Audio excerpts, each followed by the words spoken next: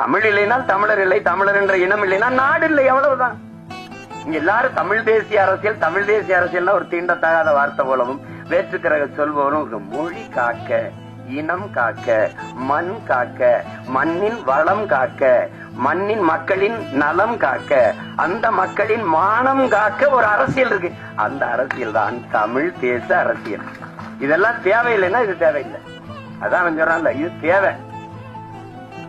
எங்கள் முன்னவர்கள் கே.பி. விஸ்வநாதனோ, அண்ணல் தங்கவோ, மறைமலையடிகளோ, அல்லது சிவானந்தமோ, சிங்காரவேலரோ, ரெட்டமலை சீனிவாசனோ, ஐத்தியாச பண்டிதோ, மாப்போசியோ, சீபா ஆதித்தனாரோ வரும்போது அவனுடைய பேரன் சீமான் நிக்கிற புறச்சுழல் இல்ல.